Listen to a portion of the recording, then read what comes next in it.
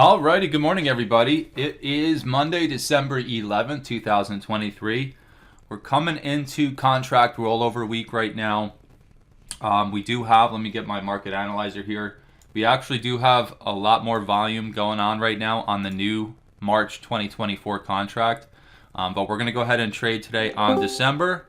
And then tomorrow we'll be moving over to the March contract. So just a heads up, guys. If you haven't rolled over your charts, you can go ahead and do it. But remember, we're going to stay on the December contract today. And then tomorrow we'll move over to the March contract, okay? Technically, we should probably be on the March contract today because, as you can see, in terms of daily volume, it has now moved over to the March 2024 contract. There's more volume being traded there than there is on the December contract. But because I didn't have enough time to get anything ready, because there's still a lot of good volume, it's close to 1-to-1 still. We'll stay on that for the rest of the day. I would think by the end of the day, it's going to be very clear that the new contract has way more volume going on, right? So just letting you guys know about that. Let's go ahead. Hope you had a good weekend. Let's go back to Friday here. And remember, on Friday, it was basically a crapshoot. It was very hard to determine what was going to happen because we had some good bullish clues from the lows. We had all the bearish stuff from the highs where the market kept getting rejected over the course of a couple days there. And we had to see who was going to win out. So the market opened, and interestingly enough, we held right at 50% of the week before. So right out of the open here, we had bounced right off 50% of the day before. A little bit earlier than that, in fact, there was a news event. We came right down and held the scaffolding, right? So this was, I believe, non-farm payroll or something like that last week, if I recall correctly. Came up, hit our scaffolding, came down, and could not get through the scaffolding down here, and then stair-stepped up to bounce right off 50% of the previous week there, going into Friday morning. So as the market started to come up, get up above the VWAP here, get up through Hopel, it all started to look like, hey, maybe we were going to get a bounce out. And then your best opportunity of the day, of the morning really, if you were to get long, and you were waiting for some clues to get long on Friday morning, well, you got a beautiful pullback. I mean, this is textbook stuff, guys. We hold 50% of the previous week. We get back above VWAP, back through the 200. We're getting back through our scaffolding level up through this overnight swing. And it pulls back where?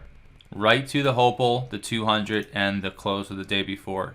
And then bounced off the close nearly to the tick. It was also all this resistance before the market broke out. So we came up, market opened, could not get through 45.85, could not get through, which was the close of the day before. They broke out and came right back to the scene of the crime. Right to it. You could have got short or long off of the Hopel, off of the close of the day before, off of the 200 here, took barely no risk, and actually would have got a beautiful trade right to our scaffolding level. So that was probably the best thing you could have done on Friday, was get long as we were breaking out and respecting some of these levels to the upside. And then you could have took your profit right at our next scaffolding level. In fact, I tell you to take it right in front, and you would have captured this whole move, right? Nearly tick for tick. We get our pullback, interestingly enough, right off our scaffolding level, which, by the way, we're moving into the new contract. So tomorrow, all these scaffolding levels are coming off the chart. We're going to have a fresh new set for the new contract. So we hold this, come back, and then we start what looks to be the beginning of a downtrend, right? We hold the scaffolding, we stair step down, come up to hold the 200, stair step down and hold the back end of the VWAP, the 200 and the scaffolding right here. And so to me, it looked like, hey, this was just another bullish fake out coming out of the open, failing off our scaffolding. Looked like it was going to come lower, but they threw the wrench in the gear, just dipped right below and brought it right back. So tricky at that point. About 2 hours into the open there, if you were looking to get short at that point, probably would have been faked out.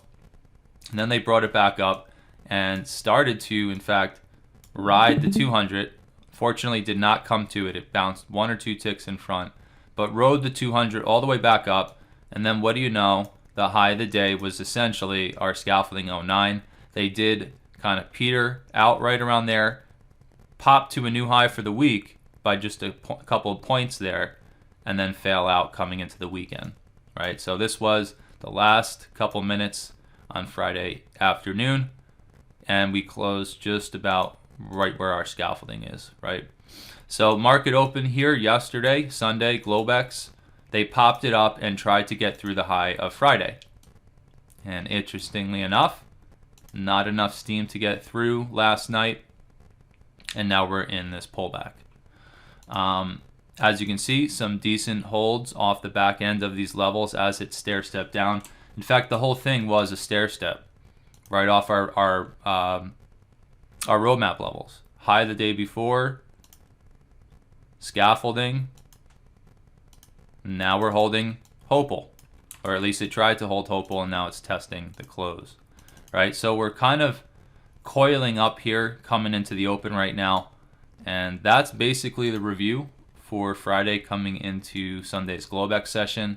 Still unbelievable holds all over the place, and still giving you essentially all of your targets and areas of the areas of the where you have the most potential for potential rotations, right? So let's go ahead and take a look at what's happening here coming into Monday. We'll go ahead and jump up to the higher time